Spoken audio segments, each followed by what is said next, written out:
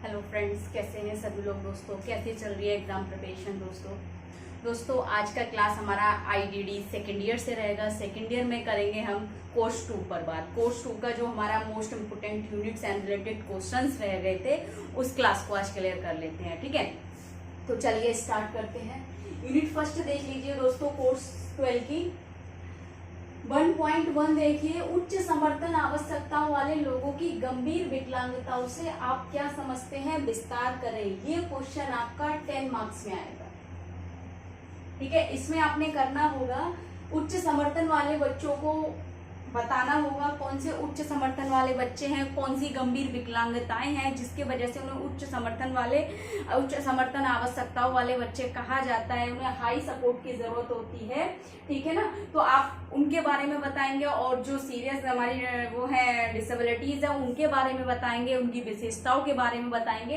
उन्होंने कहा है विस्तार करें। ठीक है, यानी कि उच्च समर्थन आवश्यकताओं वाले गंभीर विकलांगताओं से आप क्या समझते हैं, विस्तार करें। आप उनके बारे में बताएंगे, उनकी विकलांगताओं के बारे में बताएंगे, फिर उन विकलांगताओं को कौन कौन सी आवश्यकताओं की जरूरत पड़ती है उनके बारे में बताएंगे। 10 नंबर में मोस्ट इंपोर्टेंट रहेगा यूनिट फर्स्ट से। ठीक है, 1.4 देखिए, समर्थन के स्तर लिखने हैं आपने। समर्थन के कौन कौन से स्तर हैं, किसके स्तर पर हम सहायता प्रदान करते हैं, कौन कौन से समर्थन है, उन समर्थन के स्तर लिखने हैं। ये क्वेश्चन आपको 5 मार्क्स में मोस्ट इंपोर्टेंट रहेगा। 1.4 यूनिट 2 देखिए, 2.2 पारिवारिक संसाधनों और पारिवारिक सहायता प्रणाली आकलन प्रक्रिया को समझाए। 5 मार्क्स में मोस्ट इंपोर्टेंट है।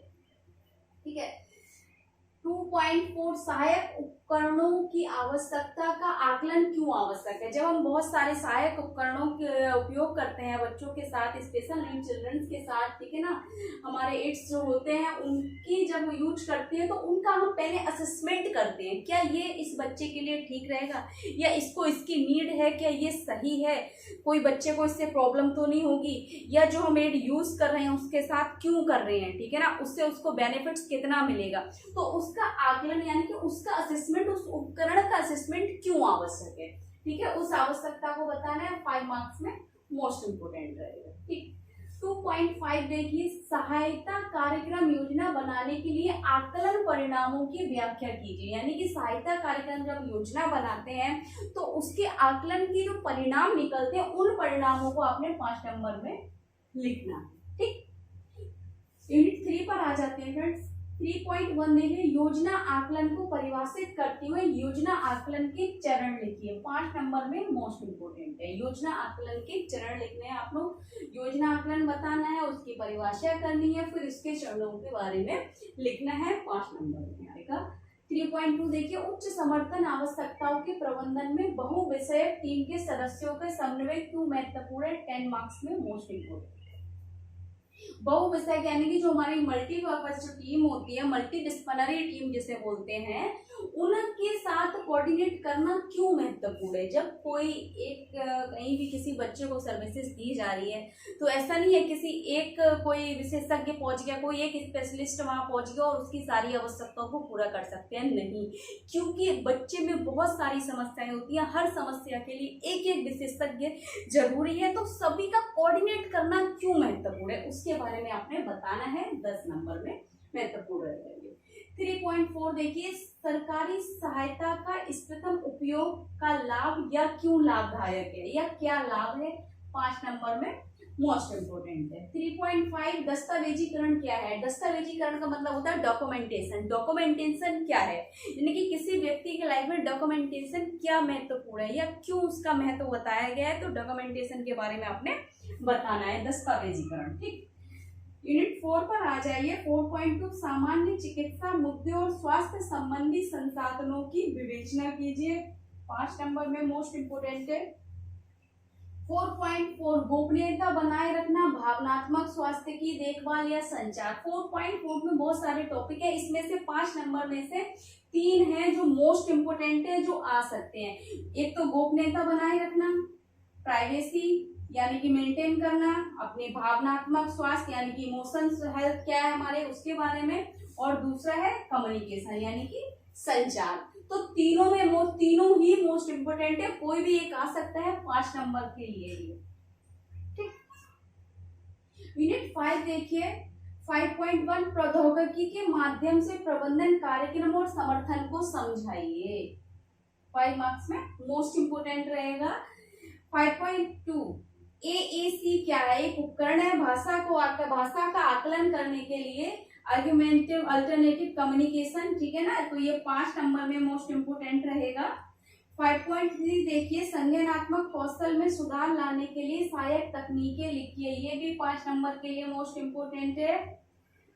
5.4 देखिए पाठ योजना और रिपोर्ट लेखन और मूल्यांकन में प्रौद्योगिकी का अनुप्रयोग, यानी कि 10 मार्क्स के लिए मोस्ट इंपोर्टेंट है, ठीक है। इसमें बहुत सारी चीजें बताना है, पाठ योजना के बारे में बताना है, रिपोर्ट लेखन के बारे में बताना है, मूल्यांकन के बारे में बताना है, फिर प्रौद्योगिकी के बारे में बताना है, फिर इन सभी में अनुप्रयोग बताना है, उसका क्या महत्व, ठीक है।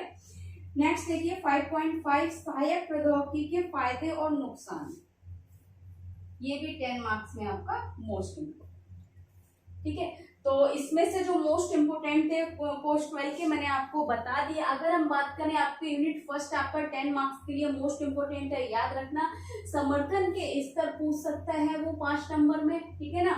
और अगर हम यूनिट 2 की बात करें तो यूनिट 2 में जो आपका बहुत ज्यादा, अगर 99% की अगर हम बात करें तो आपका ये आ जाएगा 2.4 और 2.5, ठीक है ना। 99% इसके चांसेस रहेंगे क्वेश्चन पूछने के एग्जाम में 2.4 2.5। पोस्ट 3 यूनिट 3 की बात करें हम, यूनिट 3 में हमारा 3.1 मोस्ट इंपोर्टेंट रहेगा, और ये 10 मार्क्स में हमारा 3.2 मोस्ट इंपोर्टेंट है यूनिट 3 से, और हमारा 3.5 मोस्ट इंपोर्टेंट है। 99% ऐसा नहीं है जो मैंने बताया वो इम्पोर्टेंट है, वो भी 88% है या 80% है, लेकिन 99% पे अगर हम मार्क करते हैं तो ये दस्तावेजीकरण यानी कि 3.5 भी आपका मोस्ट इम्पोर्टेंट है 5 मार्क्स के लिए, ठीक। अगर यूनिट 4 की बात करें, यूनिट 4 में आपका 4.4 बहुत ही ज्यादा मोस्ट इंपोर्टेंट है। हो सकता है कोई 2 टॉपिक इसमें से आपसे ले ले और जो पूछ सकते हैं, केवल इतना ही लिखा है कि गोपनीयता को बनाए रखना, ठीक है, या भावनात्मक स्वास्थ्य की देखभाल या संचार। आप फिर भटक जाए कि ये क्वेश्चन क्या पूछ रहा है, संचार के बारे आपने पूरा लिखना है कम्युनिकेशन के बारे में, ठीक है ना। तो 5 नंबर के लिए बहुत ही ज्यादा मोस्ट इंपोर्टेंट है 4.4 यूनिट 4 से। यूनिट 5 पर आ जाते हैं। यूनिट 5 में आपका एक तो ये आ जाएगा आपका 5.2 5.3 5 मार्क्स में, ठीक है, और 5.4 आपका 10 मार्क्स के लिए मोस्ट इंपोर्टेंट है, और 5.5 आपका 5.5 भी आपका 10 मार्क्स के लिए है, ठीक है। हो सकता है 5 मार्क्स में पूछ ले, 99% आपका 10 में आएगा, 80% आपका 5 मार्क्स में पूछ लेगा, अच्छा, ठीक है।